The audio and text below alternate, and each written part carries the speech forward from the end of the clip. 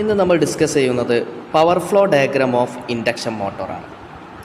അതായത് നമ്മുടെ ഒരു മോട്ടോറിൻ്റെ ഇൻപുട്ടിലേക്ക് നമ്മളൊരു പവർ അപ്ലൈ ചെയ്താൽ, നമ്മളൊരു സപ്ലൈ കൊടുത്താൽ അല്ലെങ്കിൽ ഒരു പവർ അപ്ലൈ ചെയ്താൽ അത് നമുക്ക് മോട്ടോറിൻ്റെ ഔട്ട്പുട്ടിലെത്തുമ്പോഴേക്ക് ആ പവറിന് എന്തെല്ലാം സംഭവിക്കുന്നു, ആ പവർ എവിടെയെല്ലാം ലോസ് ആവുന്നു, എന്നിട്ട് എങ്ങനെയാണ് നമുക്ക് ഔട്ട്പുട്ടിലേക്ക് ലഭിക്കുന്നത് എന്നുള്ളത് നമ്മൾ ആ പവറിൻ്റെ ഒരു ഫ്ലോ നമ്മളൊരു ഡയഗ്രാമാക്കി വരയ്ക്കുന്നതിനെയാണ് പവർ ഫ്ലോ ഡയഗ്രാം എന്ന് പറയുന്നത്.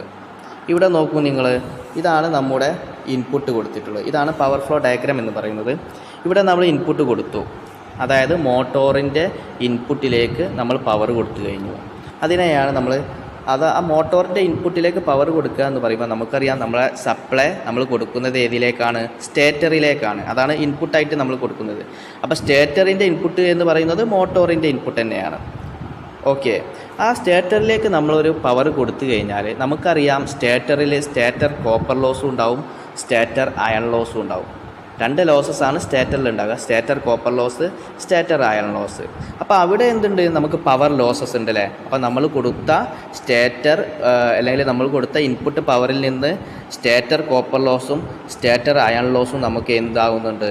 അവിടെ ലോസായി പോകുന്നുണ്ട്. അതിന് ശേഷമാണ് നമുക്ക് എങ്ങോട്ട് പോകുന്നത്? ഇത് റോട്ടോറിലേക്ക് പോകുന്നത്. ഈ റോട്ടോറിലേക്ക് പോകുന്നത് എങ്ങനെയാണ്? സ്റ്റേറ്റർ ഔട്ട്പുട്ട് എങ്ങനെയാണ് റോട്ടോർ ഇൻപുട്ടിലേക്ക് എത്തുന്നത്? ഇലക്ട്രോമാഗ്നറ്റിക് ഇൻഡക്ഷൻ വഴിയാണ്, ത്രൂ എയർ ഗ്യാപ്പ് അല്ലേ. സ്റ്റേറ്ററിൻ്റെയും റോട്ടോറിൻ്റെയും ഇടയിലുള്ള എയർ ഗ്യാപ്പ് വഴിയാണ്, അല്ലെങ്കിൽ ഇലക്ട്രോമാഗ്നറ്റിക് ഇൻഡക്ഷൻ വഴിയാണ് എന്ത് ചെയ്യുന്നത്? ഈ സ്റ്റേറ്റർ ഔട്ട്പുട്ടിനെ നമ്മൾ റോട്ടോർ ഇൻപുട്ടിലേക്ക് ട്രാൻസ്ഫർ ചെയ്യുന്നത്. ഏതായാലും ഇവിടെ നമുക്ക് സ്റ്റേറ്ററിൽ നമുക്ക് എന്തുണ്ട്? സ്റ്റേറ്റർ കോപ്പർ ലോസും സ്റ്റേറ്റർ അയൺ ലോസും നമുക്കുണ്ട്. അതായത് നമ്മുടെ ഇൻപുട്ട് വന്നു, ഇൻപുട്ട് പവറിൽ നിന്ന് സ്റ്റേറ്റർ ലോസുകളായ സ്റ്റേറ്റർ കോപ്പർ ലോസും സ്റ്റേറ്റർ അയൺ ലോസും നമുക്ക് നഷ്ടപ്പെട്ടു. ഓക്കെ, അതാണ് നമുക്ക് ഇവിടെ റോട്ടോർ ഇൻപുട്ടിലേക്ക് കിട്ടുന്നത്. അപ്പോൾ റോട്ടോർ ഇൻപുട്ട് എന്ന് പറയുന്നത് എന്താ? സ്റ്റേറ്ററിൻ്റെ ഔട്ട്പുട്ടാണ്. സ്റ്റേറ്ററിൻ്റെ ഔട്ട്പുട്ട് എന്ന് പറയുന്നത് എന്താണ്? സ്റ്റേറ്ററിൻ്റെ ഇൻപുട്ടിൽ നിന്ന് സ്റ്റേറ്റർ ലോസ് കുറച്ച് കഴിഞ്ഞാൽ കിട്ടുന്നതാണ് നമ്മുടെ സ്റ്റേറ്ററിൻ്റെ ഔട്ട്പുട്ട് എന്ന് പറയുന്നത്. ഓക്കെ, അങ്ങനെയാണ് നമുക്ക് റോട്ടോറിൻ്റെ ഇൻപുട്ട് കിട്ടുന്നത്. റോട്ടോറിൻ്റെ ഇൻപുട്ടിൽ ഇപ്പോൾ എന്താ ഉള്ളത്? സ്റ്റേറ്ററിൻ്റെ ഔട്ട്പുട്ടാണ്. സ്റ്റേറ്ററിൻ്റെ ഔട്ട്പുട്ട് എന്ന് പറയുമ്പോൾ നമുക്ക് നമ്മൾ കൊടുത്ത ഇൻപുട്ടിൽ നിന്ന് സ്റ്റേറ്റർ ലോസ് ലോസായി പോയതിന് ശേഷമുള്ളതാണ് നമ്മുടെ സ്റ്റേറ്റർ ഔട്ട്പുട്ട് എന്ന് പറയുന്നത്. അതാണ് നമ്മൾ റോട്ടോർ ഇൻപുട്ടിലേക്ക് കൊടുക്കുന്നത്. ഇനി റോട്ടോറിൽ എന്തെല്ലാം ഉണ്ട്? റോട്ടോറിലുണ്ട് നമ്മുടെ കോർ ലോസും അതേപോലെ തന്നെ നമ്മുടെ കോപ്പർ ലോസും, അതായത് വൈൻഡിങ് ലോസും ഉണ്ട്, അയൺ ലോസും ഉണ്ട്. അപ്പോൾ നമുക്കറിയാം, റോട്ടോറിലുള്ള അയൺ ലോസ് എന്ന് പറയുന്നത് വളരെ നെഗ്ലിജിബിളാണ്.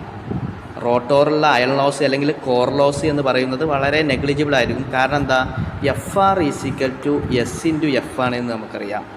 FR എന്ന റോട്ടോർ ഫ്രീക്വൻസിയാണ്. അതായത് iron loss depends upon frequency എന്ന് നമ്മൾ പറഞ്ഞിരുന്നു.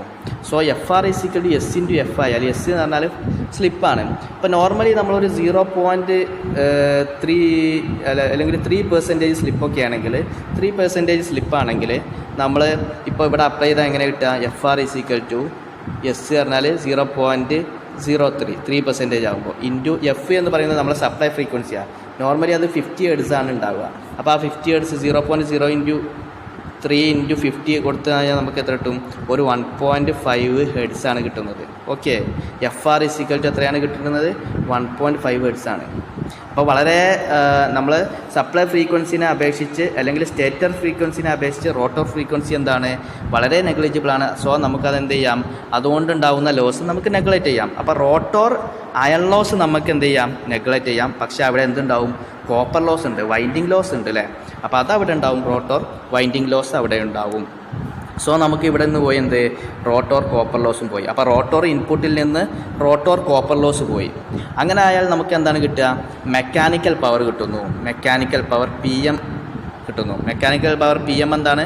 PM = റോട്ടോർ ഇൻപുട്ടിൽ നിന്ന് നമ്മുടെ റോട്ടോർ ഇൻപുട്ടിൽ നിന്ന് റോട്ടോർ കോപ്പർ ലോസ് പോയി കഴിഞ്ഞാൽ ബാക്കി ഉണ്ടാകുന്ന പവറിനെയാണ് നമ്മൾ മെക്കാനിക്കൽ പവർ എന്ന് പറയുന്നത്.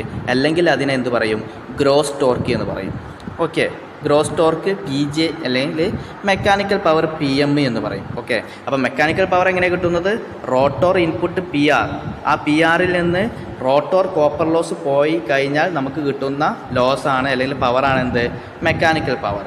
ഇനി നമുക്കറിയാം മെക്കാനിക്കൽ ലോസസ് ഉണ്ട്. നമ്മുടെ ഇൻഡക്ഷൻ മോട്ടറിനെ സംബന്ധിച്ചിടത്തോളം മെക്കാനിക്കൽ ലോസസ് ഉണ്ട്. അപ്പോൾ മെക്കാനിക്കൽ ലോസസിൽ ഏതൊക്കെയാണ് നമുക്ക് നഷ്ടപ്പെടുന്നത്? വിൻറ്റേജും ഫ്രിക്ഷൻ ലോസുമാണ്. അപ്പം ആ ഒരു പവർ ലോസ് കൂടി കഴിഞ്ഞിട്ടേ നമുക്ക് എന്ത് കിട്ടുന്നുള്ളൂ? ഔട്ട്പുട്ടിലേക്ക് നമുക്ക് പവർ കിട്ടുന്നുള്ളൂ. Pout കിട്ടണമെങ്കിൽ Pout ഈസിക്കൽ ടു എന്താണ്? Pout ഈസിക്കൽ ടു PMൽ നിന്ന്, മെക്കാനിക്കൽ പവറിൽ നിന്ന് നമ്മുടെ ഫ്രിക്ഷണൽ ലോസ് അതുപോലെ വിൻറ്റേജ് ലോസ് ഇത് രണ്ടും കൂടി കഴിഞ്ഞതിന് ശേഷമാണ് നമുക്ക് ഔട്ട്പുട്ട് പവർ Pout കിട്ടുന്നത്. ഈ ഔട്ട്പുട്ട് പവറാണ് നമ്മുടെ ഷാഫ്റ്റ് ടോർക്ക് എന്ന് പറയുന്നത്. ഓക്കെ, കാരണം എന്താ? നമ്മുടെ ഷാഫ്റ്റിലേക്കാണ് നമുക്ക് അവസാനമായിട്ട് നമ്മുടെ പവർ ലഭിക്കുന്നത്. ആ ഷാഫ്റ്റിലേക്ക് നമുക്ക് ലഭിക്കുന്ന ആ പവറാണ് നമ്മുടെ ഔട്ട്പുട്ട് പവർ എന്ന് പറയുന്നത്. അതിനെയാണ് നമ്മൾ ഷാഫ്റ്റ് ടോർക്ക് എന്ന് പറയുന്നത്. ഓക്കെ, അപ്പം ഇത്രയുമാണ് ഇതിൻ്റെ ഒരു പവർ ഫ്ലോ ഡയഗ്രാം എന്ന് പറയുന്നത്. അപ്പോൾ സ്റ്റേറ്റർ ഇൻപുട്ടിൽ നിന്ന് നമ്മുടെ സ്റ്റേറ്റർ ലോസ് പോകുന്നു. സ്റ്റേറ്ററിൽ 2 ലോസ് ഉണ്ട്, stator copper loss and iron loss. അത് കഴിഞ്ഞതിന് ശേഷം റോട്ടോർ ഇൻപുട്ടിലേക്ക് ആ പവർ കിട്ടുന്നു. റോട്ടോറിലും ഇതുപോലെ തന്നെ നമുക്ക് എന്തുണ്ട്? റോട്ടോർ ലോസുകളുണ്ട്. അപ്പോൾ റോട്ടോർ കോപ്പർ ലോസ് കഴിഞ്ഞതിന് ശേഷം നമുക്ക് കിട്ടുന്ന പവറാണ് മെക്കാനിക്കൽ പവർ. ആ മെക്കാനിക്കൽ പവറിൽ നിന്ന് വീണ്ടും നമുക്ക് എന്ത് നഷ്ടപ്പെടുന്നുണ്ട്? ഫ്രിക്ഷണൽ ലോസും വിൻറ്റേജ് ലോസും ഉണ്ട്. അതും കഴിഞ്ഞതിന് ശേഷമാണ് നമുക്ക് എന്ത് കിട്ടുന്നത്? ഔട്ട്പുട്ട് പവർ അല്ലെങ്കിൽ ഷാഫ്റ്റ് ടോർക്ക് കിട്ടുന്നത്. അപ്പോൾ ഈ ഒരു ഡയഗ്രത്തിനെയാണ് നമ്മൾ പവർ ഫ്ലോ ഡയഗ്രാം എന്ന് പറയുന്നത്. ഓക്കെ.